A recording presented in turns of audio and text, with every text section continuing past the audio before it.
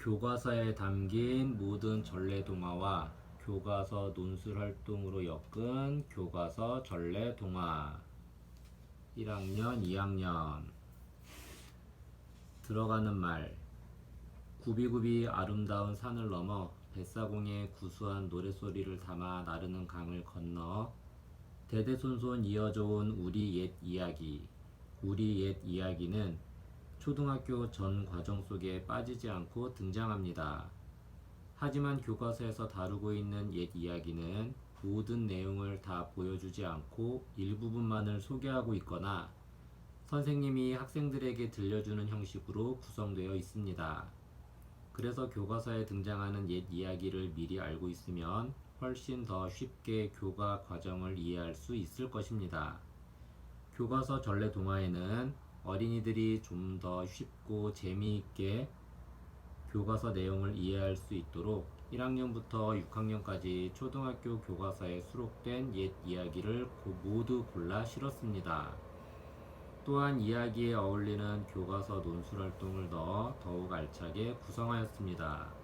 교과서 전래 동화를 통해서 논술 실력을 쑥쑥 키워보세요.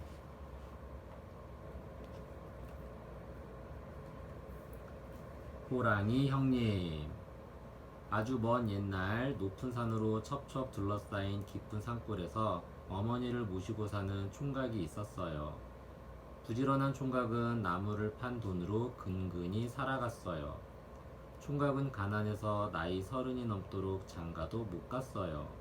어느 날 장에서 나무를 팔고 느지막이 집으로 돌아오는 총각 앞으로 호랑이가 어슬렁어슬렁 다가왔어요. 호랑이다. 이제 난 죽었구나. 호랑이 앞에서 벌벌 떨던 총각은 순간 호랑이에게 물려가도 정신만 차리면 산다는 어머니의 말씀이 떠올랐어요. 아이고 형님, 여태 어디에 계셨습니까? 총각은 호랑이 앞에 넙죽 엎드리며 말했어요. 네, 내가 형님이라고? 호랑이는 총각의 말에 어리둥절해서 물었어요.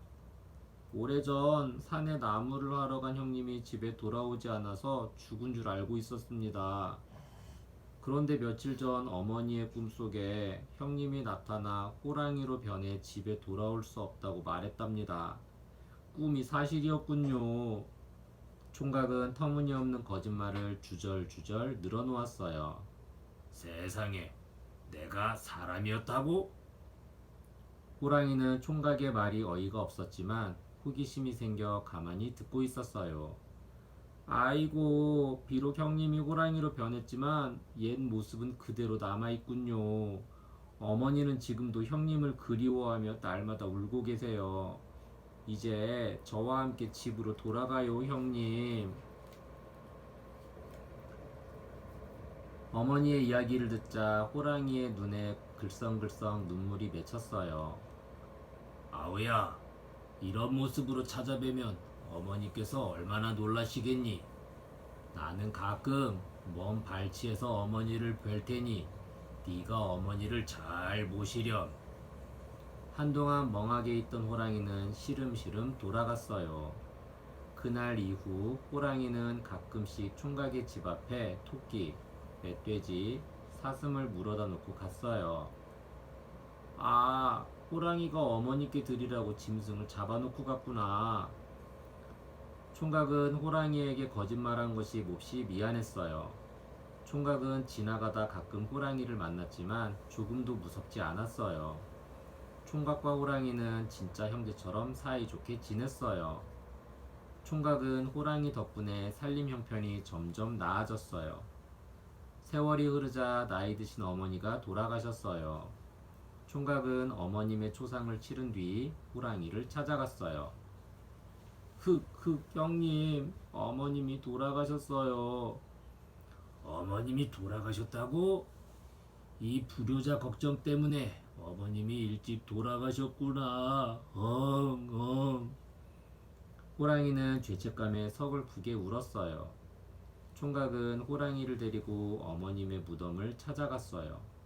그날부터 호랑이는 어머님의 무덤을 지키며 음식도 안 먹고 잠도 안 자고 하루하루를 보냈어요. 그러다 호랑이는 얼마 못 가 무덤 앞에 쓰러지고 말았어요. 총각은 슬퍼하며 어머님의 무덤 옆에 호랑이를 묻어 주었어요.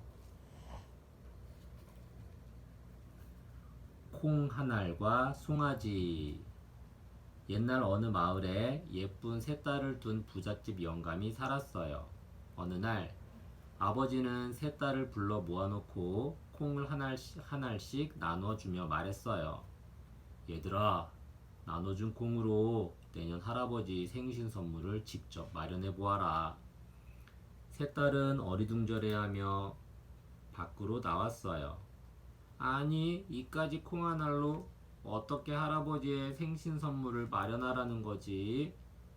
첫째 딸과 둘째 딸은 콩을 아무데나 휙 던져버렸어요. 하지만 언니들 옆에서 곰곰이 생각하던 셋째 딸은 작은 소쿠리와 줄을 가지고 산으로 올라갔어요.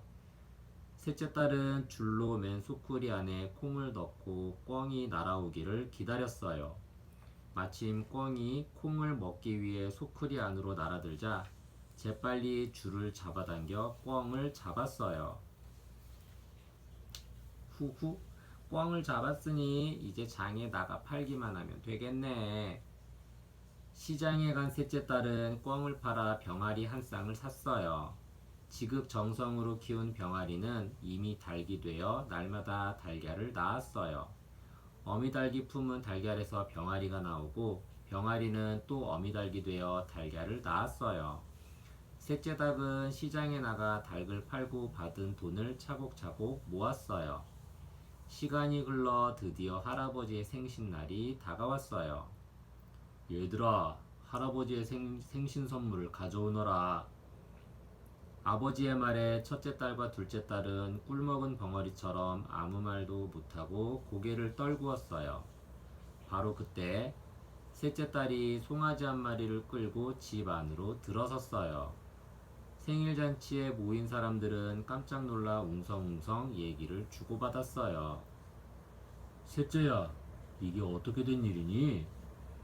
깜짝 놀란 아버지가 셋째 딸에게 물었어요. 셋째 딸은 그동안에 있었던 일을 아버지에게 자세하게 말했어요. 셋째 딸의 이야기를 들은 할아버지와 아버지는 흡족해하며 너털 웃음을 호탕하게 터뜨렸어요. 소금을 만드는 맷돌. 옛날 아주 먼 옛날 신기한 맷돌을 가지고 있는 임금님이 살았습니다. 신기한 맷돌은 임금님이 나와라 쌀 하면 끝도 없이 쌀을 만들었습니다. 그리고 그쳐라 쌀 하면 뚝 그쳤습니다. 쌀만 나오는 맷돌이 아니라 임금님이 나와라 금 하면 금이 나오고 나와라 보물 하면 보물이 나오는 요술 맷돌이었습니다. 임금님은 신기한 요술 맷돌을 아주 소중하게 여겨 임금님 방 깊숙이 두었지만 요술 맷돌 이야기는 온 나라 안에 퍼져나갔습니다. 어느 날 배심 두둑한 도둑이 맷돌을 훔치러 궁궐에 들어왔습니다. 맷돌을 어디에 두었을까? 맷돌을 찾기 위해 궁궐 안을 여기저기 뒤지던 도둑은 마침내 임금님 방으로 들어갔습니다. 임금님은 도둑이 들어온 줄도 모르고 쿨쿨 깊은 잠에 빠졌습니다. 도둑은 맷돌을 자루에 담아 궁궐을 빠져나왔습니다. 아침이 되면 맷돌이 없어진 것을 알게 될 테니까 멀리 도망가야지. 바닷가로 달려간 도둑은 배를 탔습니다. 이게 바로 그 유명한 요술 맷돌이었다. 한번 시험해 볼까?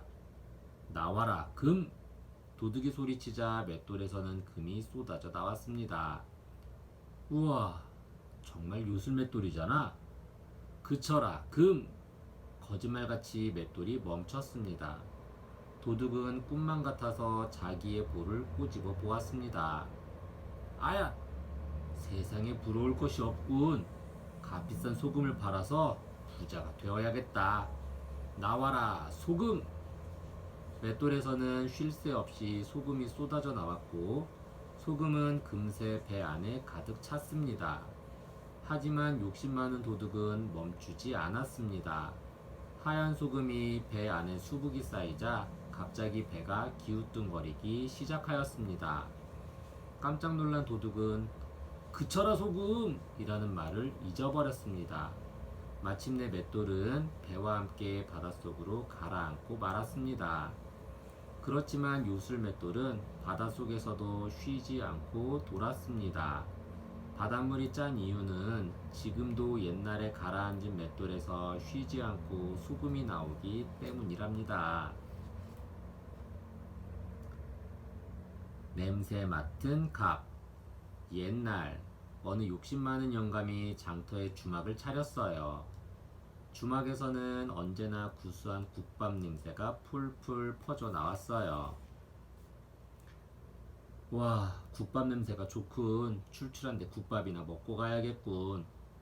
시장에서 볼일을 끝낸 사람들은 욕심 많은 영감의 주막에서 허기를 달랬어요. 어느 날 배를 팔고 돌아가던 이웃집 농부가 주막을 지나가게 되었어요. 흠흠, 냄새 한번 구수하다. 하루 종일 굶었더니 국밥 생각이 간절하군. 이 돈으로는 쌀을 사 가야 하니 냄새라도 실컷 맡자. 가난한 농부는 주막 담장에 기대어 국밥 냄새를 실컷 들이마셨어요. 바로 그때 욕심 많은 영감이 밖으로 나와 냄새를 맡고 있는 농부에게 벌컥 화를 냈어요. 누구 맘대로 국밥 냄새를 공짜로 맡는 게요? 국밥 냄새를 맡았으면 돈을 내시오. 가난한 농부는 냄새 맡은 값을 내라는 말에 어처구니가 없었어요. 냄새 맡은 값을 내라니요. 냄새도 못 맡소. 냄새를 맡은 것도 국밥을 먹은 것이나 마찬가지지. 국밥을 만드는 재료는 어디서 거저 생기나? 욕심 많은 영감은 농부에게 돈을 대라고 부득부득 우겼어요. 그러자 가난한 농부는 허리춤에 있던 돈 주머니를 꺼내 욕심 많은 영감의 귀에 대고 흔들며 짤랑짤랑 소리를 듣게 해주었어요. 자, 엽전 소리를 들었으니 돈을 받은 것이나 다름없지요. 나는 이만 가겠소. 허허. 욕심 많은 영감은 의기양양하게 돌아가는 농부의 뒷모습을 물끄러미 쳐다보았어요. 기름장수와 호랑이. 소금장수가 고개를 넘어가다가 굶주린 호랑이와 마주쳤습니다. 호랑이는 살려달라는 소금장수의 애원을 들은 채도 않고 통째로 삼켜버렸습니다. 그런데도 호랑이는 조금도 배가 부르지 않았습니다. 그때 마침 기름장수도 고개를 넘다가 호랑이와 마주쳤습니다. 호랑이는 기름장수까지 한 입에 꿀꺽 삼켜버렸습니다. 호랑이 뱃속에서 소금장수와 기름장수가 만났습니다.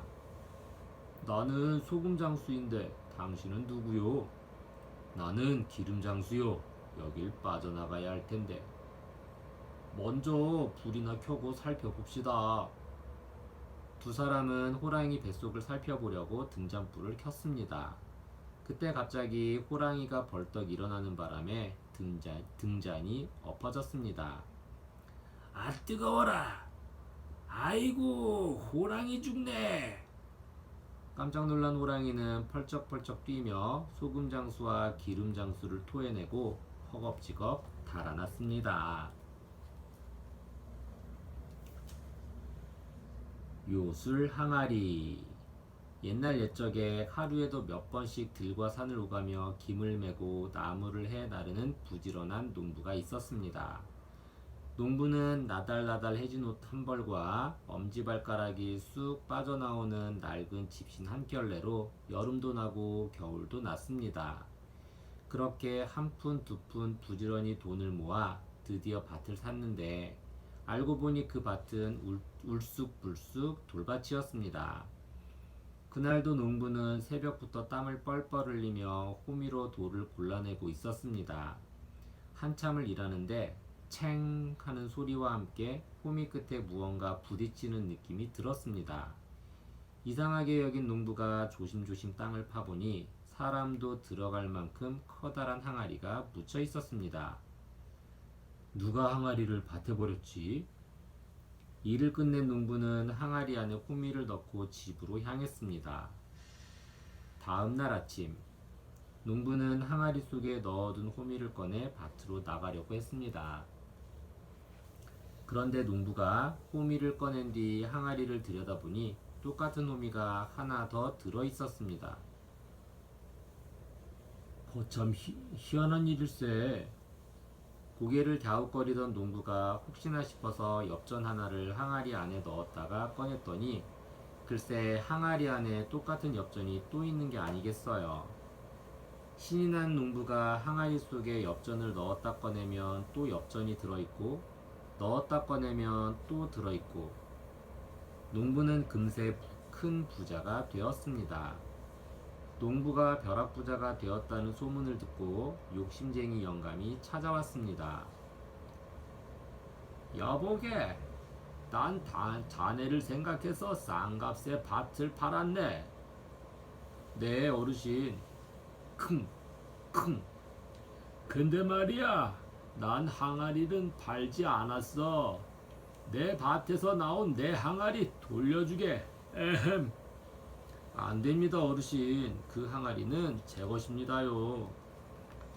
농부와 욕심쟁이 영감의 옥신각신은 해가 질 때까지 멈출 줄 몰랐고 결국 두 사람은 다음날 항아리를 들고 원님을 찾아갔습니다. 그런데 두 사람의 말을 들은 원님도 항아리가 갖고 싶어졌습니다. 겨우 항아리 때문에 다투다니. 이 항아리는 관가에 보관할 테니 그만 돌아들 가거라. 항아리가 욕심난 원님의 어이없는 판결에 농부와 욕심쟁이 영감은 빈손으로 돌아올 수밖에 없었습니다. 흐흐, 비단을 넣으면 비단이 생기고 금괴를 넣으면 금괴가 생기겠지? 얼씨구, 이거 큰 횡재를 했구나.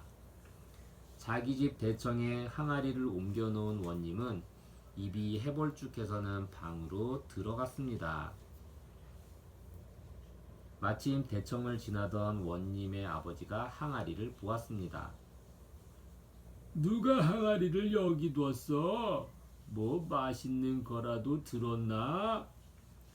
원님의 아버지는 항아리 속에 뭐가 들었을까 머리를 넣고 살피다 그만 항아리 속에 거꾸로 처박히고 말았습니다. 아이고 허리야.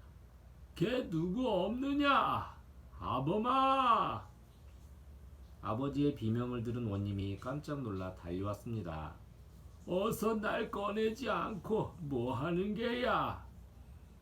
원님은 호통 소리를 따라 두리번거리다가 항아리 속에 빠진 아버지를 발견하고는 얼른 꺼내드렸습니다. 이놈! 어서 꺼내지 않고 뭐 하는 게야? 놀란 원님이 항아리 속을 들여다보니 또 다른 아버지가 있었습니다. 그래서 서둘러 꺼내드렸지만 항아리 속에서는 여전히 또 다른 아버지가 꺼내달라고 소리쳤습니다. 어느새 마루에는 10명이 넘는 아버지가 있었습니다. 눈이 휘둥그레진 원님은 울상이 되었습니다. 이를 어째? 누가 진짜 아버지지? 애끼 이놈! 아버지를 몰라봐. 호호, 누가 아버지라는 게야? 내가 진짜 아버지야. 서로 자기가 진짜라고 다투는 아버지들을 난처한 표정으로 바라보던 원님은 그만 마루에 털썩 주저앉고 말았답니다. 의 좋은 형제. 옛날 산골 어느 마을에 형과 아우가 함께 농사를 지으며 살았어요. 형은 먼저 장가를 가 아이들도 있었고 아우도 장가를 가 새살림을 차렸지요. 형제는 이웃한 곳에 살면서 무슨 일을 하든지 함께 했어요. 두 형제의 다정한 모습을 보고 동네 사람들은 의 좋은 형제라고 불렀어요. 따가운 햇볕이 쨍쨍 내리쬐는 여름이 찾아왔어요. 형제는 매일 논에 나가 물이 마르지 않도록 논물도 보고 벼가 잘 자라도록 풀도 뽑아주었지요. 벼들은 따가운 햇볕 받고 다디단 녹물 먹고 쑥쑥 자랐어요. 올해도 농사가 잘 되어야 할 텐데 형님, 올해도 풍년이 들 거예요. 형과 아우는 흐뭇하게 논을 바라보았어요. 여름이 지나고 가을이 되었어요. 논에는 벼들이 누렇게 익어 황금 물결이 일렁거렸어요.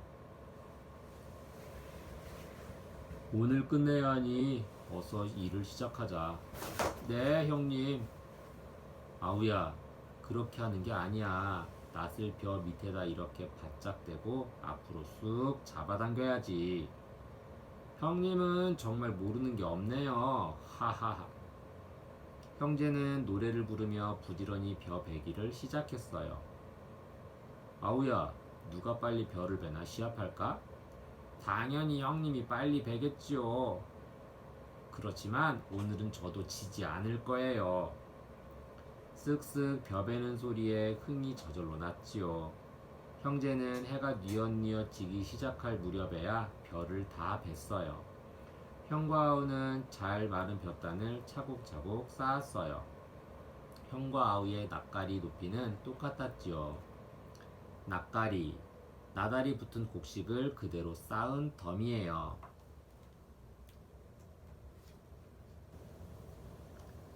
그날 밤 곰곰이 생각에 잠겨있던 아우가 아내에게 말했어요. 우리는 두 식구뿐이고 형님네는 식구가 많으니 우리 벼를 형님네 집에 더 주면 어떻겠소? 네, 그렇게 하세요. 그런데 형님이 받으실까요?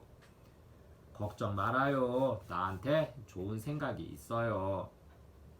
아우는 자리에서 일어나 재빨리 논으로 나갔어요. 그러고는 자신의 볕단을 형님네 낯가리로 옮겼어요. 아우는 자신의 낯가리보다 더 높이 올라간 형의 낯가리를 보고 기쁜 마음으로 집으로 돌아왔어요. 그날 밤 형도 쉽게 잠을 이루지 못하고 이리저리 뒤척이다 아내에게 말했어요. 여보, 아무래도 아우네는 이것저것 필요한 게 많을 텐데 우리 볕단을 좀 나눠줘야겠소.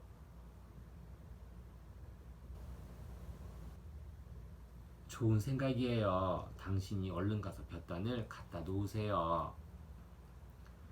늦은 밤, 형은 자신의 낯가리에서 아우의 낯가리로 볕단을 옮겼어요. 아우가 아침에 일어나 볕단을 보면 깜짝 놀라겠지? 집으로 돌아오는 형의 마음이 흐뭇했어요. 이튿날, 논으로 나간 형과 아우는 깜짝 놀랐어요. 어떻게 된 일인지 볕단이 조금도 줄지 않았어요. 이상한 일이야. 어젯밤 분명히 아우네 낯가리로 볕단을 갖다 놓았는데 거참 이상한 일도 다 있네.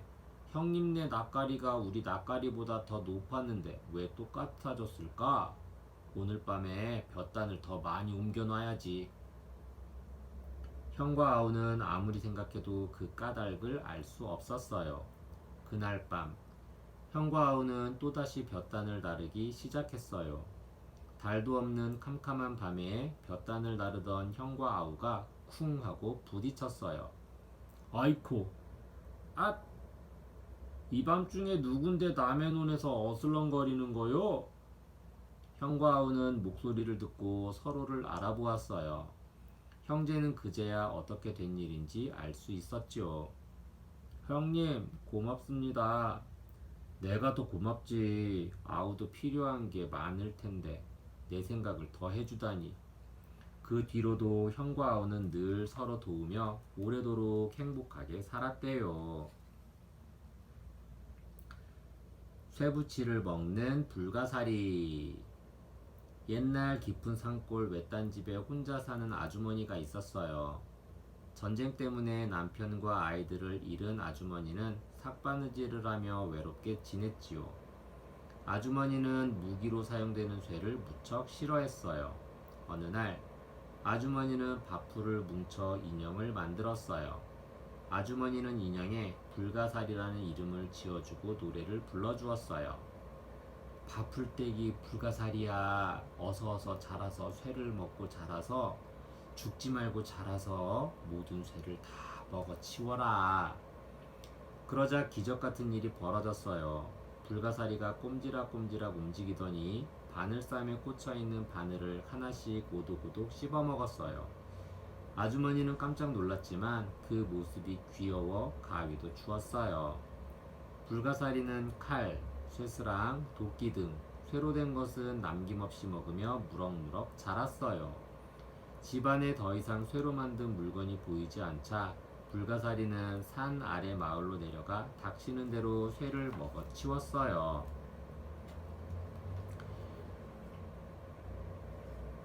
그러자 마을 사람들이 몰려와 아주머니에게 아우성을 쳤어요. 아주머니는 마을 사람들에게 머리를 조아리며 미안한 마음을 전했어요. 결국 불가사리는 쇠를 찾아 아주머니 곁을 떠나고 말았어요.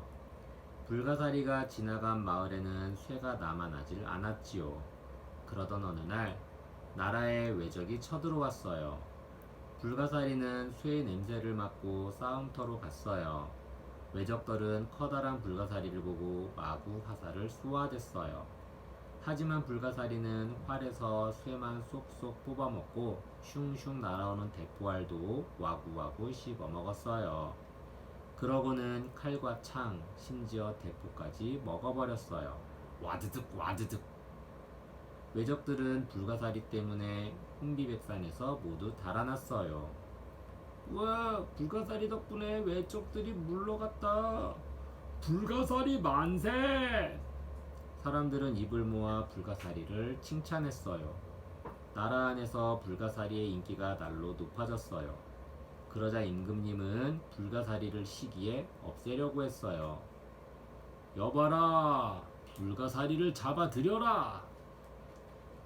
하지만 선뜻 나서서 불가사리를 잡으려고 하는 사람이 없었어요. 임금님은 할 수 없이 아주머니를 인질로 잡아들이고 불을 지폈어요. 불가사리는 아주머니를 구하기 위해 임금님 앞에 나타났어요. 하하, 드디어 불가사리가 나타났군. 불가사리야, 아주머니를 구하고 싶으면 저 불 속으로 들어가라. 안돼 불가사리야, 나는 괜찮으니 어서 도망가렴. 아주머니는 불가사리를 살리려고 간곡하게 말했어요. 하지만 불가사리는 아주머니를 구하기 위해 활활 타오르는 불구덩이에 스스로 들어갔어요. 불가사리는 뜨거운 불에 서서히 녹아 사라지고 말았지요. 팥죽 할머니와 호랑이. 까마득히 멀고 먼 옛날 깊고 깊은 산골에 할머니 한 분이 살고 있었습니다. 할머니는 팥죽을 좋아해 밭 일학마다 팥을 심고 있었습니다. 어흥! 그때 무서운 호랑이가 나타났습니다. 호랑이야 살려다오. 뭐든 들어줄 테니 목숨만 살려다오. 할머니는 손이 발휘되도록 싹싹 빌었습니다. 호랑이는 잠시 생각했습니다. 호랑이 체면에 힘없는 할머니를 잡아먹으면 다른 놈들이 흉보겠지. 그래서 호랑이는 할머니에게 밥꼬랑 매기 내기를 하자고 했습니다. 내기는 불을 보듯 뻔했습니다. 할머니가 호미질을 한번 할 때마다 호랑이는 힘센 발톱으로 밭을 한 고랑씩 메었습니다. 내기에서 이긴 호랑이가 할머니에게 달려들었습니다. 호랑이야, 내가 죽으면 밭은 어떻게 하지? 밭이 다 자랄 때까지 기다려주면 내가 팥죽을 쑤어주마. 호랑이는 곰곰이 생각했습니다. 좋아. 나도 팥죽을 좋아해. 그렇게 해서 할머니는 여름 내내 팥밭을 일구었습니다. 드디어 가을이 왔습니다. 할머니는 팥을 거두어 팥죽을 쑤었습니다. 호랑이 녀석이 들이닥칠 시간이 됐어. 아이고, 오늘이 내 제삿 날이구나. 할머니는 너무 슬퍼서 펑펑 울었습니다. 그때 손톱만한 알밤이 대굴대굴 굴러왔습니다. 할머니, 왜 울고 있어요? 오늘 밤 나는 호랑이 밥이 된단다. 그래서 아주 슬프단다.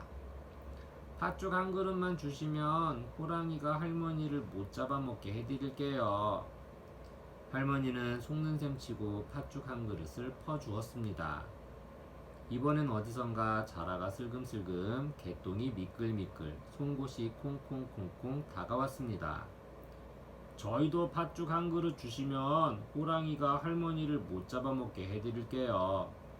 할머니는 또 속는 셈 치고 팥죽 한 그릇씩을 퍼주었습니다. 그런데 놀랄 일이 또 일어났습니다.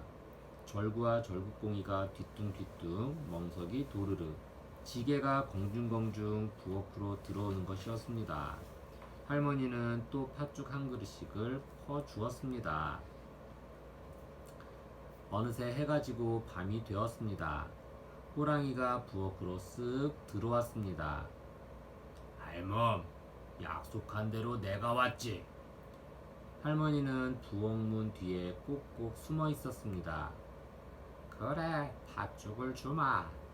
그런데 너무 어두우니 아궁이에서 불씨를 가져다 다오. 호랑이가 아궁이에 얼굴을 들이밀고 불씨를 꺼내려는데 알밤이 톡 튕겨나와 호랑이의 얼굴을 사정없이 때렸습니다. 아, 뜨거워! 내 얼굴 다 타네! 호랑이는 너무 뜨거워 얼굴을 씻으려고 물독에 발을 넣었습니다. 그러자 기다렸다는 듯 자라가 호랑이의 앞발을 꽉 물어버렸습니다. 호랑이는 너무 아파 팔짝팔짝 뛰다가 쭈르르 개똥에 미끄러졌습니다. 그때 송곳이 뾰족하게 몸을 세우고 호랑이 엉덩이를 푹 찔렀습니다. 으악! 호랑이 살려! 호랑이는 발이 보이지 않을 만큼 빠르게 도망치기 시작했습니다. 쿵! 이때 절구 속의 절구꽁이가 호랑이의 머리를 힘껏 쳤습니다. 호랑이는 제대로 소리 한번 못 지르고 발라당 고꾸라졌습니다. 그러자 멍석이 몸을 펴고 호랑이를 도르르 말았습니다. 이때 공중공중 걸어온 지게가 꼼짝없이 누워있는 호랑이를 치고 바다로 갔습니다. 그러고는 호랑이를 바다에 풍덩 빠뜨려 버렸습니다. 이날부터 할머니는 목숨을 살려준 친구들에게 맛있는 팥죽을 매일매일 쑤어 주었습니다. 수문양 서른양. 옛날 어느 마을에 정직하기로 소문난 선비가 살았어요. 하루는 선비가 마을 어귀에 있는 장승 앞을 지나가다가 주머니를 주었지요. 돈이 들어있는 것 같은데 관아에 갖다 주면 주인을 찾아주겠지? 선비는 주머니에 얼마가 들었는지 열어보고 싶었지만 꾹 참고 관아로 갔어요. 사또, 장승 앞에서 주운 주머니입니다. 주인을 꼭 찾아주십시오. 사또는 선비가 준 주머니를 열어보았어요. 하하, 돈이 들어있군. 돈주머니의 주인을 찾아 꼭 돌려주겠소. 사또는 호탕하게 웃으며 선비에게 약속을 했어요. 마침 그때 한 남자가 사색이 되어 관아로 헐레벌떡 뛰어왔어요. 헉헉, 사또, 저는 이 마을을 지나가던 나그네인데 장사미천으로 쓸 돈을 잃어버렸습니다. 꼭 찾아주십시오. 사또는 선비에게서 받은 돈 주머니를 나그네에게 내밀었어요. 혹시 이것이 자네의 돈 주머니인가?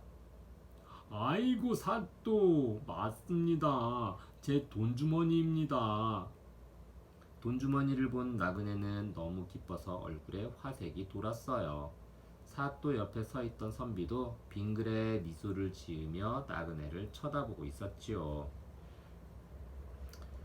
사또는 돈 주머니를 쩔렁쩔렁 흔들며 나그네에게 이것저것 물었어요. 이 돈 주머니를 어디에서 잃어버렸나? 나그네는 머리를 극적거리며 한참을 생각했어요. 글쎄, 아마도 장승 근처에서 잃어버린 것 같습니다. 사또와 선비는 고개를 끄덕였어요. 그럼 이 돈주머니 안에 얼마나 들어있었나? 사또 20냥입니다. 말을 하고 난 나그네는 순간 후회를 했어요. 아차, 주머니에 더 많은 돈이 들어있었다고 부풀리면 돈을 더 벌 수 있을지도 몰라. 욕심이 생긴 나그네는 공짜로 돈을 더 받을 요량으로 재빨리 말을 바꾸었어요. 사또 아닙니다. 생각해보니 제 돈주머니 속에는 30냥이 들어있었습니다. 아니, 좀 전에는 20냥이라고 하지 않았느냐? 갑자기 왜 말을 바꾸느냐? 틀림없이 30냥이 들어있었습니다. 나그네가 정색을 하며 대답하자 사또는 주머니에 있는 돈을 꺼내 세어보았어요. 돈은 애누리 없이 20냥이었죠. 허허, 돈주머니 안에는 20냥이 들어있는데 이게 어찌 된 일이냐? 사또의 최근에 나그네는 시치미를 뚝 떼며 말했어요. 그럴 리가 없습니다. 그 돈주머니 안에는 틀림없이 30냥이 들어있었습니다. 그럼 혹시 돈주머니를 준 선비가 10냥을? 뻔뻔한 나그네는 의심스러운 눈빛으로 선비를 바라보았어요. 선비는 나그네의 말에 얼굴이 빨개졌지요. 사또 아닙니다. 저는 장승 앞에서 돈주머니를 줍자마자 곧장 관하로 왔습니다. 지혜로운 사또는 대번에 나그네가 거짓말을 하고 있다는 것을 알아챘어요. 이 돈주머니에는 분명 20냥이 들어 있었으니 나그네 것이 아니로군. 자, 그럼 선비가 이 돈주머니를 가지고 있다가 주인이 나타나면 돌려주시오. 만약 주인이 나타나지 않으면 선비가 가지시오. 괜히 욕심을 부리다가 20냥까지 잃게 되자 나그네는 퍼뜩 정신이 들었어요. 사또 다시 생각해보니 20냥이 맞습니다. 돈주머니 안에 분명 20냥이 들어있었습니다. 무엇이라? 30냥이라고 하지 않았느냐? 30냥이 아니라 20냥입니다. 나그네의 사정에도 사또는 모른 척했어요. 어리석은 나그네는 빈손으로 터덜터덜 마을을 떠나며 중얼거렸죠. 30냥이 아니라 20냥, 20냥. 춤추는 생쥐. 옛날 어느 마을에 마음씨 착한 농부가 살았어요. 가난한 농부의 초가집은 언제 쓰러질지 모르게 위태로웠지요. 어느 날 농부가 일을 마치고 돌아오는데 집 앞에 비쩍 마른 생쥐 한 마리가 쓰러져 있었어요. 배가 고파서 쓰러졌군. 농부는 생쥐를 집 안으로 데리고 들어가 밥알을 으깨 생쥐의 입에 넣어 주었어요. 생쥐는 농부의 보살핌 덕분에 차츰 생기를 되찾았어요. 그 뒤로도 생쥐는 배가 고플 때면 쪼르르 농부의 집을 찾아왔어요. 그때마다 농부는 생쥐에게 쌀을 주었어요.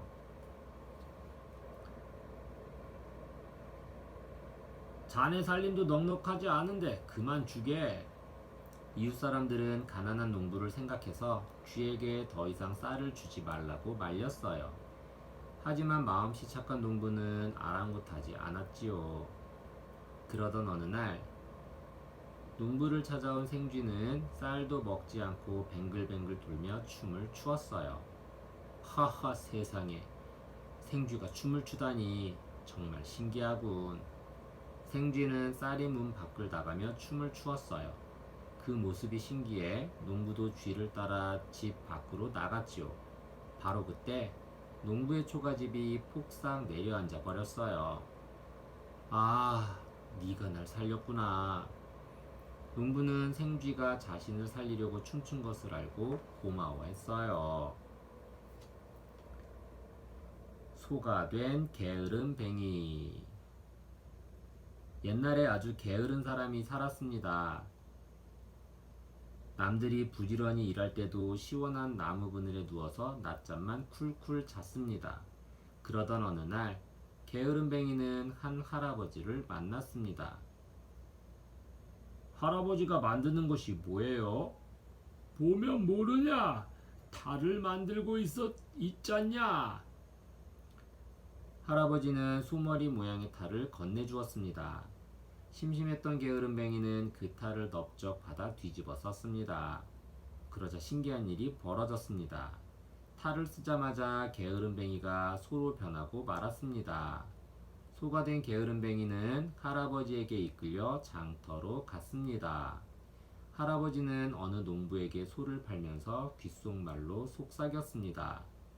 이 소는 물을 먹으면 죽으니 절대 물을 먹이지 마시오. 농부에게 팔려간 소는 밤낮으로 일만 했습니다. 아이고 내 팔자야. 하지만 그 소리는 음모 음모. 로만 들릴 뿐이었습니다. 하루하루가 힘든 소는 차라리 죽는 게 낫다고 생각했습니다. 소는 할아버지의 말을 떠올리며 무밭으로 가서 물을 우걱우걱 씹어 먹었습니다. 그런데 이게 어찌 된 일일까요? 물을 먹은 소는 다시 사람이 되었습니다. 이게 어떻게 된 일이지? 죽으려고 했는데 죽지 않고 오히려 사람이 되다니. 다시 사람이 된 게으름뱅이는 그 뒤 부지런히 일하면서 열심히 살았답니다.